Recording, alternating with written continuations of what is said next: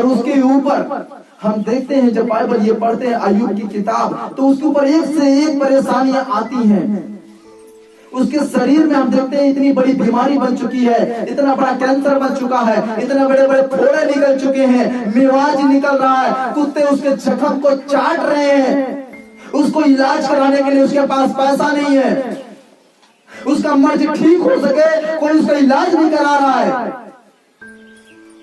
उसके 3 दोस्त आते हैं उसके पास, वो भी बीमार पड़े होते हैं, वो भी बीमार हुए होते हैं। ऐसा समय आता है, लेकिन अय्यूब निराश नहीं होता है, अपने दोस्तों की तरफ देखता है, और अपने दोस्तों की तरफ जब देखता है तो परमेश्वर से अय्यूब क्या करता है, प्रार्थना करता है अपने दोस्तों के, जो कि खुद बीमारी में है, खुद इतने बड़े दुख में है, और उस दुख में वो निराश नहीं होता है, परंतु परमेश्वर से वो प्रार्थना करता है कि प्रभु मेरे दोस्तों को चंगा कर दे, मेरे दोस्तों को ठीक कर दे, इनका जो भी दुख है तेरे नाम से टल जाए। और जैसे अय्यूब प्रार्थना करता है अपने दोस्तों के लिए, और परमेश्वर उसकी प्रार्थना को सुनता है। यहाँ पे दोस्त ही ठीक नहीं होते, परंतु अय्यूब भी जो इतने साल से बीमार था, दुख में था, और अय्यूब भी वहां पे ठीक हो जाता है। हालेलुया, अय्यूब भी वहां पे ठीक हो जाता है। और जितनी उसकी भेड़ बकरियां चोरी हुई होती है, मरी होती है, गई होती है, परमेश्वर उसको 4 गुना वापस करता है, उसको 2 गुना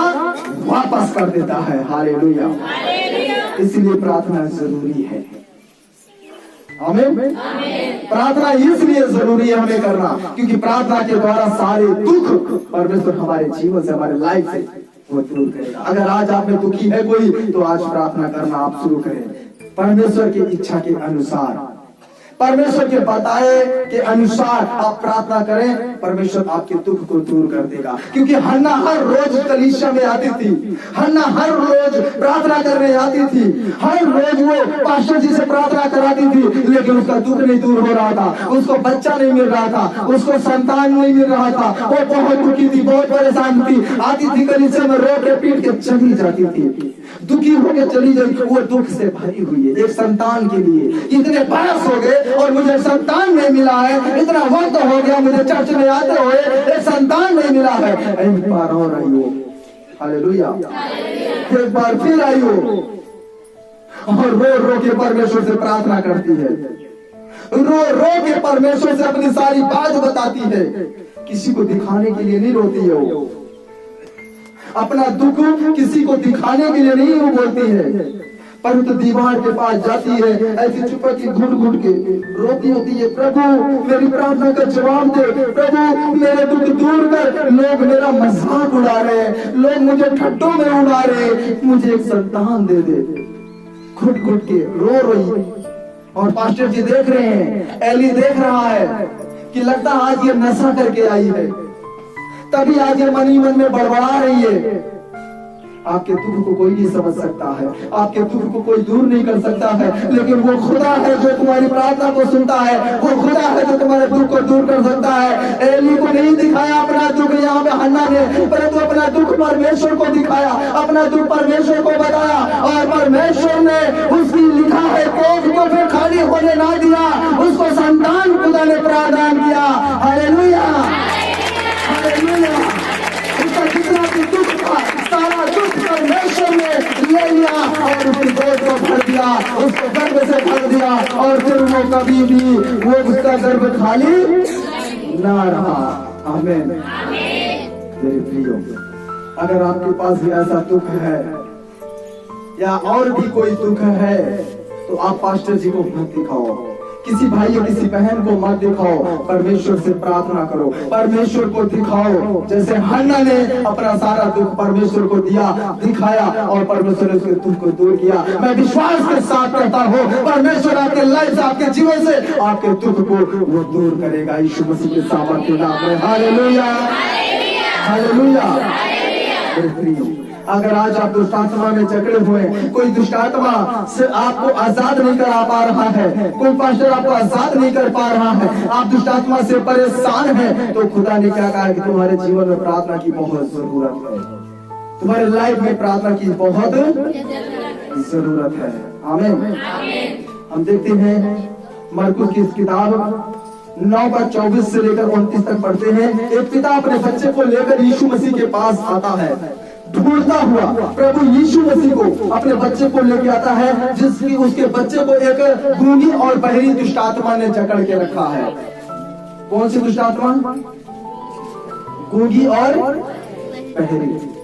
हो सकता है आज मैं प्रार्थना करता हूँ, वो गूंगी बहरी दुष्ट आत्मा है, मेरी बात को सुन नहीं रही है, क्योंकि वो गूंगी और बहरी है, वो ठीक नहीं हो रही है, क्योंकि वो गूंगी और बहरी मेरी आवाज उस तक नहीं पहुंच जा रही है। और वहां पर हम देखते हैं कि एक बालक को लेकर उसका पिता प्रभु यीशु मसीह के खोजते हुए प्रभु यीशु मसीह के पास आता है, लेकिन उससे पहले उसके चेले उसके सामने पड़ते हैं। अपने बच्चे को लेकर चेलों के पास जाता है, क्योंकि वो जानता है कि यीशु मसीह के साथ साथ चलते हैं। प्रभु ने जरूर इनको ये ज्ञान दिया होगा, प्रभु ने जरूर इनको बुद्धि दी होगी, ये जरूर मेरे बच्चे को ठीक कर देंगे। यहाँ पे वह पिता उनके ऊपर विश्वास करता है, और जब उसके चेले आकर उस बच्चे के लिए प्रार्थना करते हैं, उस बालक के लिए प्रार्थना करते हैं, तो वह गूंगी बहरी दुष्ट आत्मा उस बालक को छोड़कर नहीं जाती है, वो निकलती नहीं है। बार बार प्रार्थना करते हैं, उसके बावजूद भी यह दुष्ट आत्मा निकलती नहीं है, परेशान हो जाते हैं, लेकिन ये दुष्ट आत्मा छोड़कर जाती नहीं है।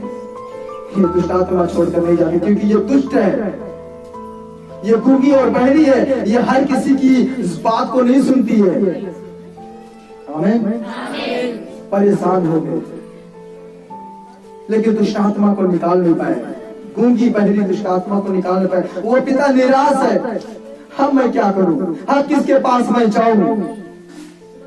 मेरे बच्चे को, मेरे बालक को कोई ठीक नहीं कर सकता, या कोई दुष्ट आत्मा से मेरे बच्चे को आजाद नहीं कर सकता। बहुत परेशान हो, तभी सामने से यीशु आता है, तभी सामने से प्रभु यीशु मसीह आता है, और जैसे उसके सामने आता है वैसे प्रभु के चरणों में जाके वह पिता गिर जाता है और बोलता, मेरा बालक दुष्ट आत्मा से जकड़ा हुआ है, ये दुष्ट आत्मा मेरे बच्चे को तोड़ती है, मरोड़ती है, मुंह से झाग लेके आती है, गिराती है, मेरे बच्चे को ठीक कर दो। हालेलुया। तू ठीक कर सकता है। पिता बोलता है, तू ठीक कर सकता है। प्रभु ने कहा, विश्वास करने वालों के लिए क्या नहीं हो सकता है। अगर तू विश्वास करता है तो इस पहाड़ को भी खिसका सकता है। अगर तू विश्वास करता है, इस पहाड़ को बोलेगा, ये पहाड़ भी खिसक जाएगा। तू कर सकता है, ये क्या बात है। विश्वास करने वालों के लिए अगर तू ये सातूत के पेड़ को समुंदर में बोलेगा तो वहां पे भी जाकर ये खड़ा हो जाएगा। हालेलुया। तुम्हारा विश्वास कहाँ है? तुम्हारा विश्वास कहाँ है? गूंगी बहरी आत्मा को जब प्रभु यीशु मसीह ने देखा, उस बालक को जब देखा, प्रभु यीशु मसीह ने कहा, ऐ दुष्ट आत्मा, इस बच्चे के अंदर से अभी की अभी बाहर निकल, और दोबारा मुड़कर इस बच्चे के अंदर दोबारा वापस मत आना। हालेलुया। बच्चा अचानक से गिरा, बेहोश हो गया, और सब देखने लगे, ये तो मर गया, और लोग बोलते ये तो मरा सा हो गया। अब मुझे लगता है ये तो तेरा बेटा गया। लोग वहां पे क्या बोलते, लगता है तेरा बेटा गया, हमेशा के लिए खत्म हो गया, क्योंकि तेरा बेटा मरा सा हो गया है। प्रभु उन सब की बातों को सुन रहा है, उन सब की ओर ध्यान दे रहा है प्रभु, और लेकिन उसके पिता को देख रहा है, इसका पिता का अभी भी विश्वास है, इसके बच्चे के ऊपर अभी भी मेरा विश्वास है। प्रभु यीशु मसीह गया उस बालक को बोला, उठ खाओ। जैसे प्रभु ने बोला, वो मुर्दा उठकर वहां पे खड़ा हो गया यीशु मसीह के नाम से। Hallelujah, hallelujah.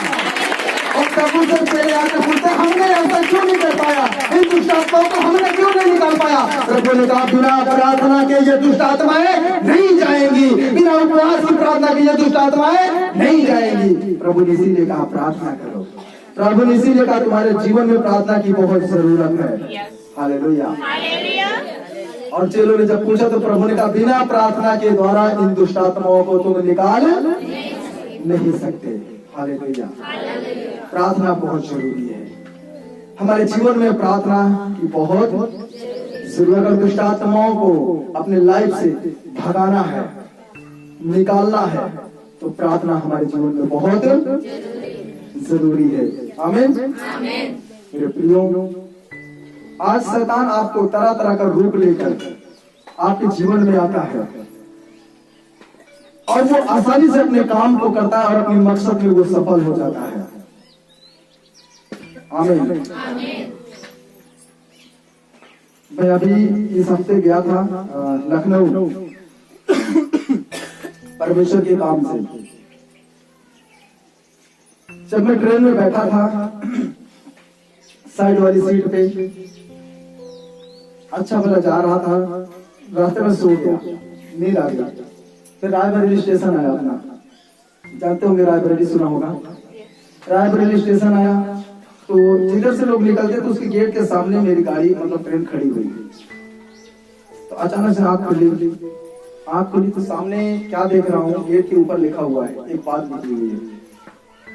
मैं जब उस पढ़ा वहां पे, इतना मुझे खुशी हुई कि यहाँ पे ऐसे कैसे और कोई पुलिस वाला कैसे लिख सकता है। लिखा ये था कि तुम किसी पुरुष से छुप सकते हो या पुलिस वाले से बच सकते हो।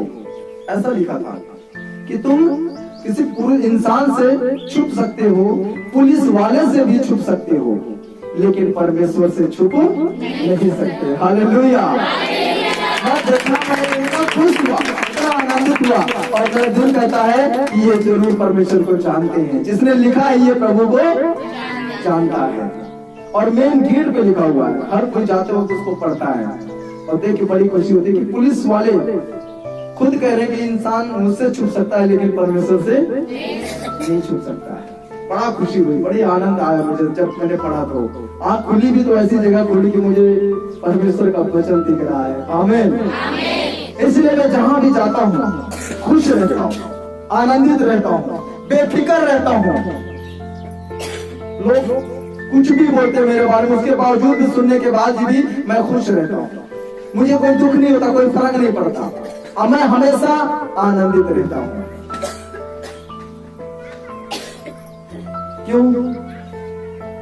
क्योंकि आज बहुत सारे लोग हैं, कोई क्रिकेटर का दीवाना है जो मैच खेलता है, चौका छक्का मारता है, तो कोई उसका दीवाना है, तो कोई डिशु जो हीरो है कोई उसका दीवाना है, तो कोई नाचने वाली हीरोइन का दीवाना है। लेकिन मैं इसलिए खुश रहता हूँ क्योंकि मैं तो यीशु मसीह का दीवाना हूँ। Hallelujah, hallelujah.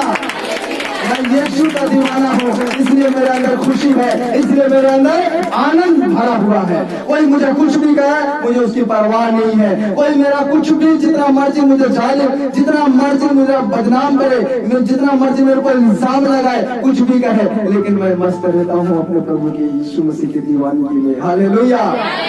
आप भी दीवाने बनो प्रभु यीशु को। देखना ये संसार आपको फीका लगेगा, संसार आपको यहाँ पे कोई मजा ही नहीं आएगा जितना मजा आपको प्रभु यीशु के साथ आएगा। Hallelujah, hallelujah. मेरे प्रियो, ऐसे अगर शैतान को हराना है तो आपको खुश होना पड़ेगा, आपको आनंद में रहना पड़ेगा। आमीन। अगर आप खुश नहीं रहेंगे, आप आनंदित नहीं रहेंगे, तो शैतान आपके घर में डेरा बना के बैठा रहेगा, आपके घर में वो कण बना के बैठा रहेगा, आपको तोड़ने के लिए तरह तरह का वो प्लान बनाता रहेगा। आए हम पढ़ेंगे याकूब 4:7, याकूब 4:7। Thank you Lord. में याकूब 4:7 मिल गया जी। लिखा है, इसीलिए परमेश्वर के अधीन हो जाओ और शैतान का सामना करो तो वह तुम्हारे पास से भाग निकलेगा। हालेलुया। देखिए, शैतान को भगाने का परमेश्वर ने कितना अच्छा रास्ता बताया है। इस रास्ते पे चलने के लिए आपको कोई कठिनाई नहीं आएगी और ना ही कोई मुश्किलें आएंगी। परमेश्वर सिंपल ने एक छोटा सा रास्ता बताया कि तुम सभी लोग सिर्फ मेरे अधीन हो जाओ और मुझसे प्रार्थना करो। आमीन। परमेश्वर ने क्या कहा? मेरे अधीन हो जाओ और मुझसे प्रार्थना करो। और तुम्हारे बीच में से रोग क्या है? शैतान क्या है? भाग जाएगा। हालेलुया।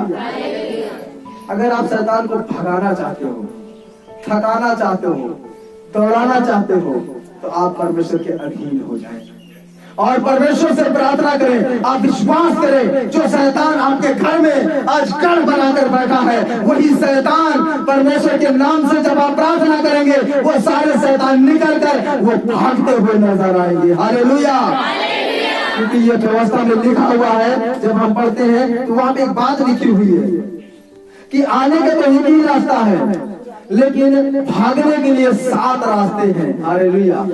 सिर्फ आप आओ एक रास्ते से, सिर्फ प्रभु यीशु मसीह के पास, और प्रभु से प्रार्थना करो, और जो रास्ते 7 हैं वो शैतान उसमें भागते हुए नजर आएंगे, 7 रास्तों से वो दौड़ते हुए नजर आएंगे। आपको कोई गिरा नहीं सकता है जब आप परमेश्वर के अधीन रहेंगे। आपको कोई हरा नहीं सकता जब आप परमेश्वर के अधीन रहेंगे। हालेलुया। डरो मत, सिर्फ घुटने टेको, परमेश्वर के अधीन हो जाओ और परमेश्वर से प्रार्थना शुरू करो। तुम्हारी प्रार्थना में इतनी याग है, इतनी सामर्थ है, तुम्हारी प्रार्थना के द्वारा परमेश्वर कहता है मैं शैतान को भागा भागा के मारूंगा, शैतान को मैं भागा भागा के मारूंगा। तेरे जीवन से, तेरे लाइफ से शैतान तुम सबको भागता हुआ नजर आएगा। Hallelujah, hallelujah. अगर आप शैतान को भगाना चाहते हैं अपने लाइफ से, तो परमेश्वर के समीप आ जाए और परमेश्वर से प्रार्थना करें। आज प्रार्थना हमारे लिए क्यों जरूरी है? परमेश्वर कहता है कि तुम जब मेरे नियम अनुसार प्रार्थना करोगे, मेरी इच्छा के अनुसार प्रार्थना करोगे, तो परमेश्वर कहता है कि तुम्हारी प्रार्थना प्रभावशाली होगी। आज प्रार्थना प्रभावशाली क्यों नहीं है? क्योंकि आज हम अपनी इच्छा के अनुसार प्रार्थना करते हैं, लेकिन परमेश्वर की इच्छा के अनुसार प्रार्थना नहीं करते हैं। कोई बता के प्रार्थना करता है मैं जा रहा हूँ प्रार्थना करने, और कोई बड़बड़ करके प्रार्थना करता है, कोई लोगों को दिखा के प्रार्थना करता है। हालेलुया। एक बार मैं गया था अंकुर नरूला की मिस्ट्री में, दिल्ली में से बुलावा आया था सबका, तो गए थे। एक हमारे पास्टर जी थे साथ में, वो भी साथ गए। वो गए ट्रेन में, साइड वाली सीट मिली, वो बैठ के प्रार्थना करने लगे। मैं चुपचाप बैठ कर आराम से आंख बंद किया, आराम से टेक लेकर आराम से प्रार्थना किया। प्रार्थना करके उठ के फिर आया, गेट पे खड़ा हो गया। फिर थोड़ी देर बाद वो प्रार्थना में बैठ गए, बढ़िया से बैठ के प्रार्थना में ऐसे ही घुटने टेक के, लोग देख रहे हैं ऐसे करके, ऐसे करो, ऐसे आमरोड़ रहे, तोड़ रहे अपने आप, लोगों को दिखा रहे हैं कि मैं कितना शक्तिशाली हूँ, मैं कितना प्रभावशाली हूँ, मेरी प्रार्थना में कितनी सामर्थ है, परमेश्वर मुझ पर कैसे प्रकट होता है। वो ट्रेन में सबको दिखा रहे हैं। मैं उठा चुप करके गेट पे आके खड़ा हो गया। मैं कहा करो जो करना है। जब उन्होंने कर लिया, फिर उनको मैं समझाया, पास्टर जी को, उनको बताया कि ऐसे प्रार्थना नहीं होती है।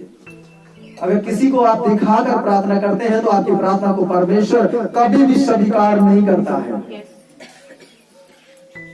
तो यहाँ पे अभी हम वही चीज देख रहे हैं कि परमेश्वर ने क्या कहा कि ज्यादा बड़बड़ करके प्रार्थना मत करना, ज्यादा दिखावा करके प्रार्थना मत करना। आमीन। तू मेरी इच्छा के अनुसार प्रार्थना कर, तेरी प्रार्थना का मैं जवाब दूंगा, तेरी प्रार्थना को मैं शक्तिशाली और प्रभावशाली बनाऊंगा। हालेलुया। लेकिन किसी को दिखा कर प्रार्थना मत कर। उनको मैंने समझाया अच्छे से, समझ गए अच्छे से, शायद आज तक ऐसा नहीं किए हैं। हालेलुया। प्रभु यीशु मसीह के नाम में की, प्रभु यीशु मसीह के नाम में की। मेरे प्रियो, शैतान हमारे बीच में से क्या हो जाएगा? भाग जाएगा जब हम परमेश्वर के अधीन हो जाएंगे। जब हम परमेश्वर के क्या हो जाएंगे? अधीन हो जाएंगे, प्रार्थना करेंगे, तो शैतान हमारे लाइफ से, हमारे जीवन से भाग जाएगा। मालूम है, प्रार्थना के द्वारा जो पापी हैं उनका भी जीवन बच जाएगा। कैसे बच जाएगा? जब एक पापी है वो प्रार्थना करेगा तो कैसे उसका जीवन बच जाएगा? लेकिन बाइबल कहती है, परमेश्वर का वचन कहता है कि पापी अपनी प्रार्थना के द्वारा बच जाएगा। पापी प्रार्थना के द्वारा बच जाएगा। आमीन। आपको मालूम है, एक चोर है जो प्रभु यीशु मसीह के साथ क्रूस पर टांगा हुआ है। ये दुख की बात है कि प्रभु यीशु मसीह इतना पीड़ा, इतना भयंकर दर्द से गुजर रहे हैं। उनके साथ एक क्रूस पर चोर भी टांगा हुआ है और एक डाकू भी टांगा हुआ है। आमीन। हम क्या देखते हैं यहाँ पे? चोर यहाँ पे प्रभु यीशु मसीह से बातें करता है, डाकू भी बातें करता है, चोर भी करता है।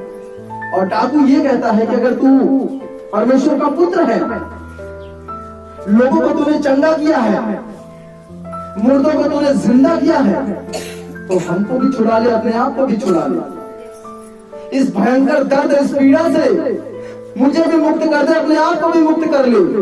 क्यों इतना तड़प रहे हैं? इतने दर्द से क्यों गुजर रहे हैं?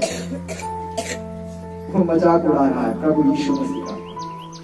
परमेश्वर का अपने सृजनहार का वो मजाक उड़ा रहा है। और जो चोर है, जो पापी है, न जाने कैसे कैसे हो सकता है किसी को उस पैसे की बहुत जरूरत नहीं हो, उसके बावजूद भी वो चोरी कर गया। हो सकता है कोई हॉस्पिटल में बीमार पड़ा हो, वहां पे देखा हो कि जो बीमार में पड़ा उसके पास पैसा, उसका पैसा चुरा के भाग गया हो। न जाने कितने पाप उसने किए हो, कितने भयंकर पाप किए हो चोरी के साथ। और वो चोर आज प्रभु यीशु मसीह से, वो पापी जो चोरी करता आया है जो लोगों को,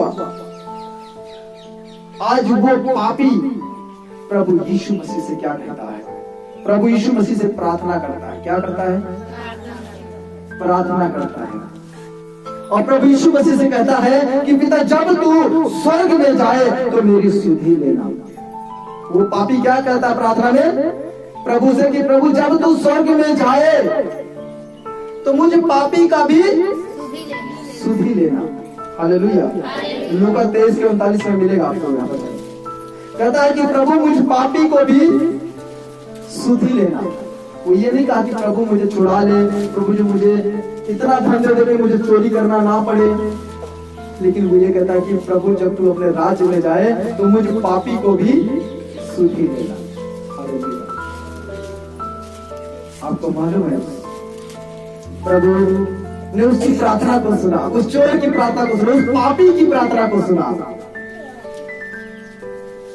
लोग आज पाप से नफरत करते हैं, पापी को धिक्कारते हैं, थूकते हैं, दूर रखते हैं अपने लाइफ से, अपने जीवन से। और यहाँ पे जब वह पापी ने प्रभु यीशु मसीह से प्रार्थना किया, प्रभु यीशु मसीह को बोला कि हे प्रभु जब तू अपने राज्य में जाए तो मुझ पापी का सुधि लेना।